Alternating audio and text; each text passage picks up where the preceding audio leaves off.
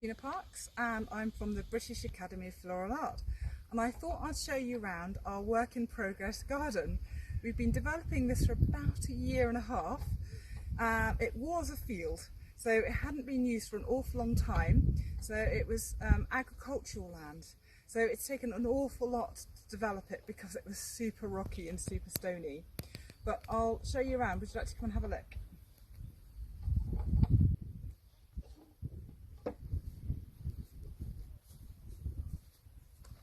Come on through. So we started with a few beds. So this is our first little bed here. And just to give you a bit of an idea of what we've been dealing with, I just wanted to show you the rock that we pulled out of here, which is huge. This is in this border, and it was one of the things we had to contend with. Also lots of perennial weeds, so we've got things like dock leaves in here, we've got a lot of bramble and lots of thistles as well. So those are our kind of key weeds that we've been dealing with taking out. But we've already got quite a few plants in here that are starting to look actually not too bad. They're bedding in okay, so it's looking good. And as you come a bit further up, you can see we've got some bases of our decking down, which is great. This is going to make a really super area for the girls to come and break at lunchtime and sit outside, and overlooking this beautiful mill pond, which is really stunning, really beautiful. We've seen all sorts of wildlife here. So we've seen a heron, and we've seen kingfishers and all sorts of birds here. There's a little coot that lives over on the far side. It's just really sweet. But it's a beautiful, quiet, tranquil location, really lovely. And if you just look up on the right hand side, you can see the sort of field that this was before we started. So it just gives you a little idea of the land, of what the land was. It was just grass covered. There was horses in this field, but they aren't there now. And the first thing we did was to put this path in, so we can reach the higher levels.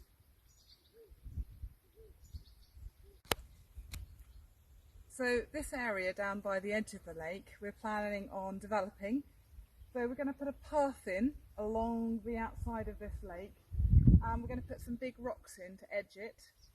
And that will mean that we can put some lovely marginal plants in there that will like their feet in the water, which will be nice. And it means we can have access to this bank at the back, which we need to deal with, because at the moment it's just a lovely mass of blackberries and brambles and things. So we need to be able to access that so we can clear that and plant there. And the idea is that we're going to plant trailing plants, ground cover plants, to keep the bank nice and strong, but things that we can pick and use in floristry, obviously. That's the main plan of the plant material here. And then down here we can have marginal plants, water plants. We've got a few things waiting to go in here, some trees to go in, and some donated plants that people have given us. These lovely water plants will go in really nicely. And on this side will be slightly boggy, so we can go with the more boggy loving plants in there as well. So we should be able to have quite a nice selection of plants that like to have their feet near or in the water. So we've moved up to the middle layer, and as you can see, we've already got a table and chairs in here. Perfect for lunch and looking out on the view of the lake.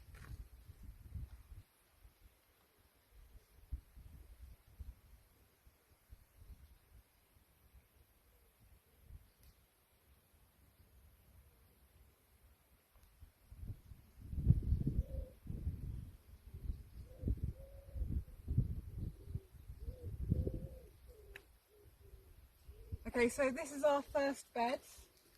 These are the first ones that we worked on. So the lovely Tina and her guy came up with the rotivator, and it took them about 4 goes to get this open, lifted up.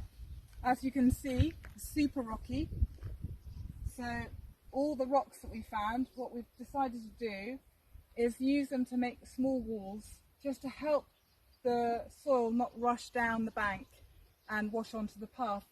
So each of those pathways just gives us a way to walk into the bed, to maintain it but not have to walk on the soil. And what we've done here is we've made this a nursery bed. So all these plants we've planted, which are all, many have been very kindly donated by many of our students and a lot of our tutors, they're acclimatizing in this bed. So this is a nursery bed. So this is allowing the plants to get used to the soil, get used to the space, and then once we've cleared more areas, then we can use this bed to feed those plants into the places where we want them to be their final growing place. So we've got, the idea is that this is going to be a shrub border here, so cutting for demonstration, for the classrooms, for the church at the top of the hill there. And we're also going to have a cutting garden as well, so we're going to have cut flowers which we want to provide the church with for their flower arrangement every week. So a little bit of community there. And also the officers can use this area to come and have their lunch or have meetings down here. So we're going to create a really nice area that everybody can use. It's going to look beautiful, but it's also going to be super useful. So our gardening course is going to have a look at cuttings and maintaining these sort of beds, planning this sort of garden, and looking at all different soil types. This soil here we're dealing with is Devon red clay, so it's quite clayey, quite heavy, and we've already put quite a lot of manure in here to add organic matter to break the soil up a little bit, to lighten it up so that it gives better drainage and the plants will sit better. But to be fair, everything's looking pretty well bedded in. Some of the longer plants that have been in here about 9-10 months, and they're looking pretty good now. Obviously we had a bit of a period at the beginning of the year where we weren't able to get here, but we've maintained it since then, and it's all looking really, really good. So we've got a higher level at the top where we've got another area for tables and chairs, and then you can see there's a couple of steps to take you to a top level, and that area has got 3 raised beds which are really good for planting small plants out just to get established, so that they're then ready to move into other areas of the garden. And maybe even in the future a small greenhouse up there as well to allow us for cultivation purposes, which will be really useful. We're thinking some fruit trees down the side and a larger one on the right hand side, on the left hand side as well, a larger tree there just to give a little bit of shade because we're very exposed here. And finally some grasses will grow along this lower bank on the right hand side of the path as you walk back down.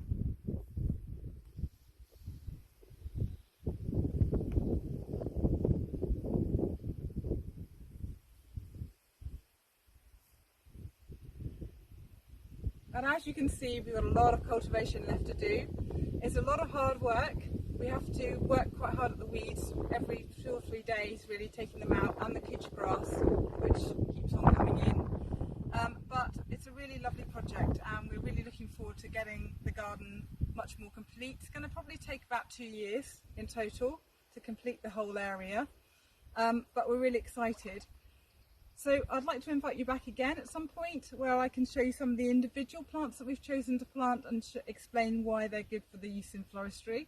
But for now, I'm Tina Parks, and thank you very much for watching.